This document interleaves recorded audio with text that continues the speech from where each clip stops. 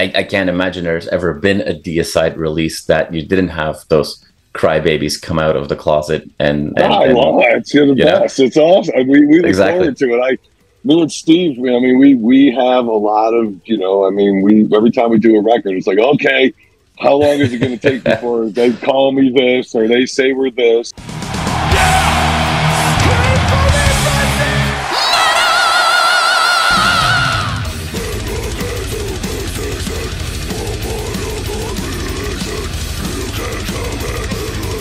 Glenn, thank you so much for your time today. I do appreciate it. How are you doing right now? Banished by Sin is out for 2 weeks, I think. How are you doing today? I'm doing great, man. I'm just getting ready. I was actually just setting up the rehearsal room for practice today because we're getting ready to leave for Milwaukee tomorrow. So yeah, just rushing around, man, getting that done, trying to grab a shower, trying to wipe my ass, trying to, get through the daily rituals. There you go. There you go.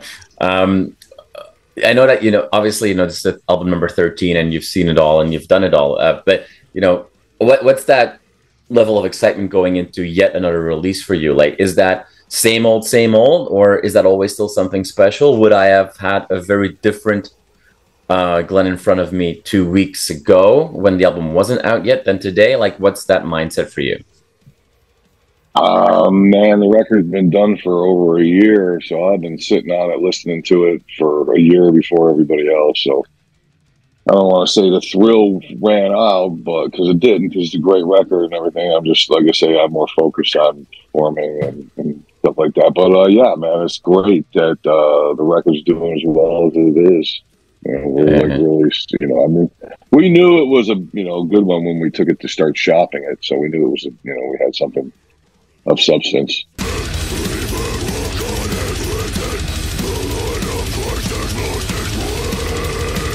You were recently on a podcast where you were talking about, when you were young, very young, actually, that, the motivation you had at that point, that you wanted to get success, whatever that was, you wanted to get that record deal, and you never thought that you would be a 50-year-old, death metal head. And the way you were talking about that was with a real sober maturity, if you will. How do you look back at those very early days right now? I mean, I don't want to say I'm not as hungry as I was back then, because I was pretty hungry, man. I mean, everybody was back then. I felt like I was under constant pressure from myself personally to push forward and to achieve some success doing this. And I had a lot. Like I say, I had a lot of naysayers, man. I had a lot of negative people working against me, man. So I just really, whenever somebody would say something snide remark or something, cheeky, I would personally be just like inside of me going, I'm going to shove that up your ass as soon as I can. Yeah. That was my motivation, really. I mean, I mean, other than the obvious, doing what I do in that, but it was. There's no better feeling than shutting up people, man. It's great. I love it. And this record is shutting a lot of people up, and I love that.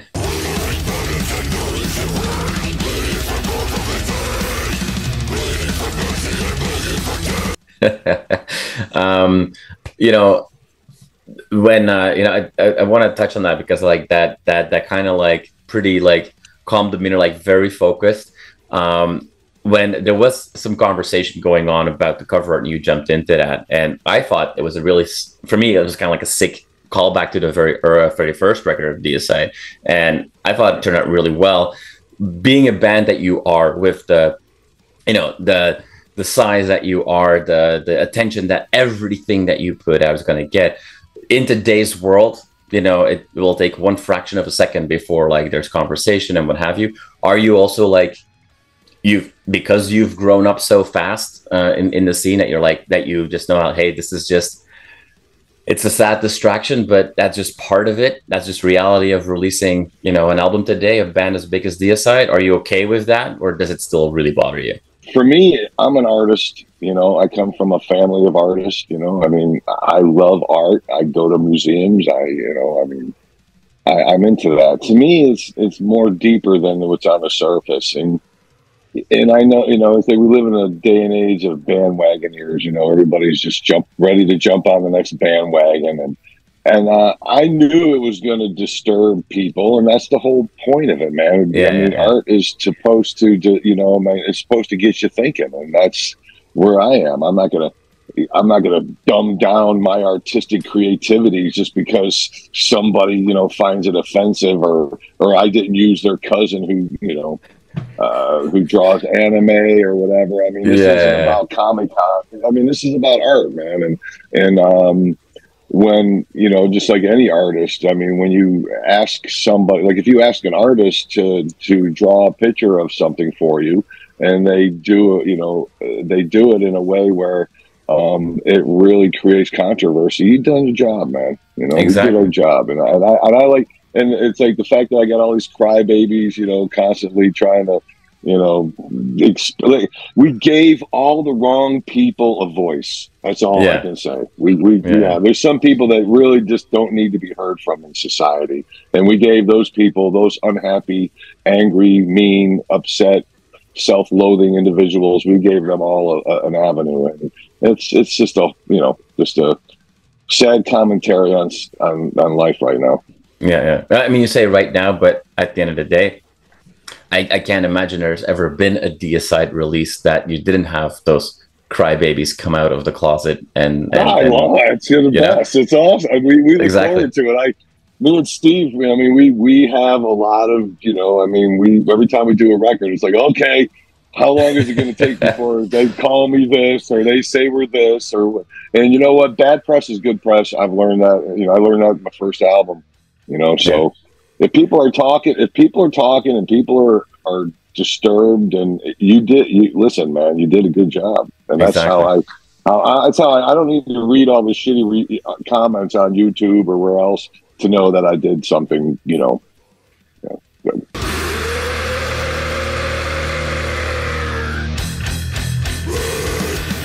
The last time I saw you play on stage was right here in Toronto.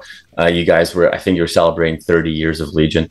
It's been 35 years now for the band. Those kind of milestones. Like, I know that bands, especially your size, that there's always pressure from, or expectation from labels and industry and fans that you celebrate those milestones and what have you. But for you personally, like, do you consider yourself a nostalgic person? Like 35 years of a band, is that an important milestone to you, or do you not care at all?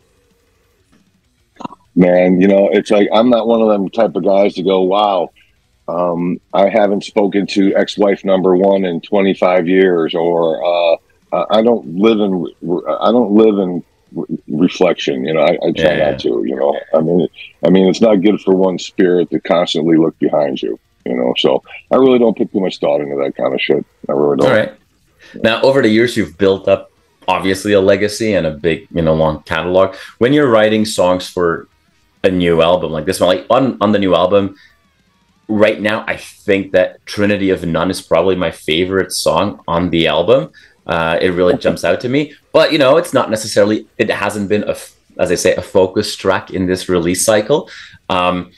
You're now, as a band, when you work on new material, because you always have to honor that legacy when you play live, that not every song you write now is going to necessarily be played or played a lot. Like, what is that like for you as an artist, that some of these songs are made to basically be recorded on an album and then you move on from that? Like how is that as because I'm sure that you have an emotional connection, or the whole band, with every song that you eventually create.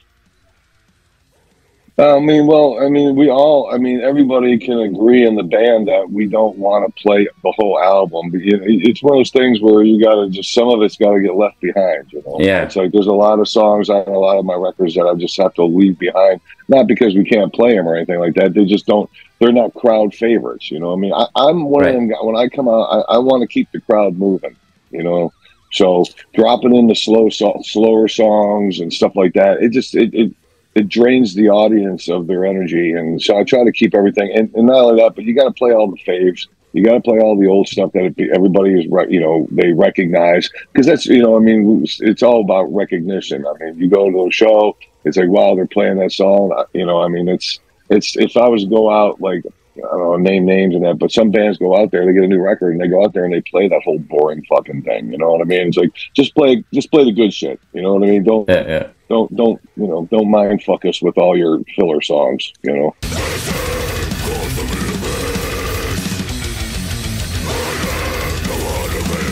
Especially at festivals, and you already mentioned you've got getting ready for Milwaukee right now, and you've got a bunch of festivals already confirmed and announced. It's going to be a busy summer for you. So what should we expect from those sets then? Because unlike a headline run, you've got even less time there, and you're also playing to a crowd that's not necessarily there just for you. So should we expect in the summer to see you play predominantly those classics and favorites and very few new songs? Well, we're going to this Milwaukee thing. We're not really focusing on playing the new material or putting out the supporting the new album, because we want to save that for the actual tour. Okay. You know, so the summer festival tour will be a Banished By Sin festival run, and then the tour, the U.S. and Canada in September, will be a new album tour and that. So I don't want to go out playing, we're playing Milwaukee Metal Fest, so you're going to have a lot of nostalgia going on there. And, because I played the first couple, 2-3 of them things back in the day. So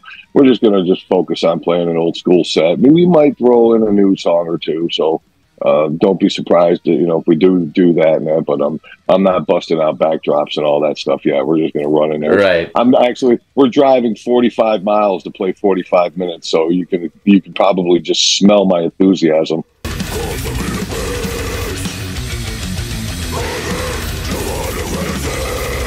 But talk about enthusiasm though. Like when I saw you guys last live here in Toronto, it was great energy, not just in the room but also on stage. And it feels to me that you guys got like that extra energy boost, if you will, or injection when Taylor joined. And I think Taylor is one of my favorite people in the death metal scene today. Do you feel that as well? Like, do you feed off his energy as well? This band has always lacked a Taylor. All right, because you got 3 guys that are just good people, myself, Steve, and Kevin. And we're just good-hearted people, and we just want to do our job and be happy and make everybody happy. That's what we're all about. And when you have a sour grape in the bunch, you know what I mean? It kind of just it bleeds over onto everybody, right.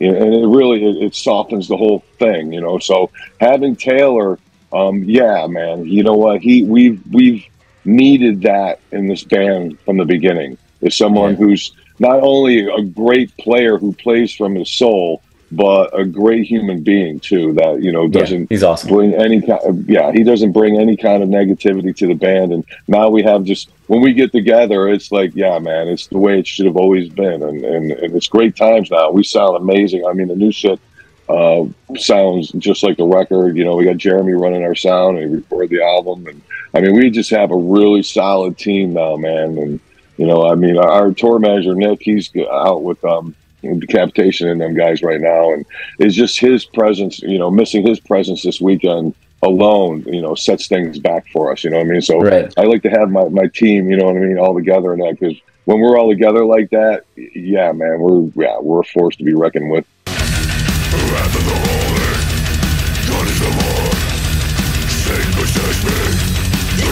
As someone that interviews a lot of bands at shows and is behind the scenes there a lot, the crowd doesn't realize how invaluable having a good tour manager is. So right. Like you said, you're really missing it then this weekend. So for you, like what's the big you've seen it all over years. What's the one biggest difference that a good tour manager makes for you? It makes where I ain't got to do any of it, man. I've been managing this band since 1987. Okay, I've been doing it all. I don't take extra for all my work or any of my shit. You know what I mean? I don't. I do all the artwork and all. I mean, pretty much I'm the executive producer of it all. Right. You know what I mean? And I do it because it's my ass is on the line. Not just everybody else's and that. So I do it.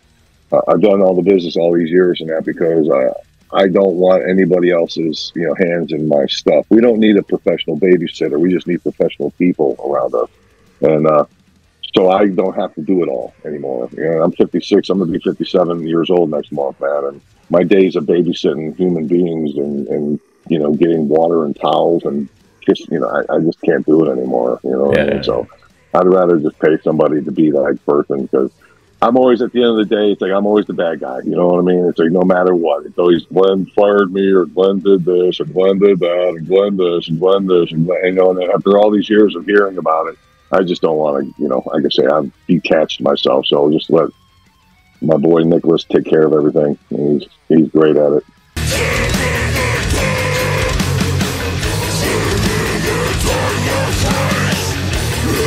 I'm excited for you guys to go on the road and play all those festivals. I can't wait for the North American run in the fall and have you guys up here in Canada again, because the last time that you guys were here, you definitely left us hungry for more. Maybe not as hungry as young 10-year-old Glenn was when he had the vision of having his record deal, but maybe nobody can ever be that hungry. Thank you so much for your time today. I really look forward to those shows. I will still keep my fingers crossed to hear Trinity of None live, because I really think it's a banger. It's definitely everybody has a different favorite, man. That's exactly, the thing, you know, exactly. And the more you listen to it, yeah, man. The more you, I was telling my artist Nenny, who did the artwork, the album artwork, and that when he first got it, man, he was losing his shit on it, and there was like, this seems to be the thing. When the more you listen to it, the more like every day something else sticks out to you on it, you know. And we did it. Like I say, everybody did a great job. Taylor did an amazing job at, you know, getting into the Deicide vibe when he wrote, you know, because he actually, you know, recorded Steve's drum playing on that tour, on some of the tours that we did, and he went back and he wrote songs based around Steve's playing. So that's why his songs reflect the Deicide sound as well as they do. So we really got deep and dug deep on this one, man, and I'm just glad everybody likes it, and that's all we can ask for.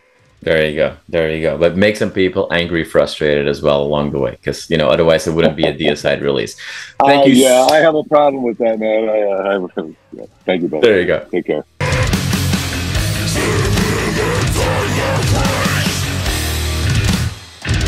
You are awesome for watching this video. Click right here to see more content like it and subscribe to the channel.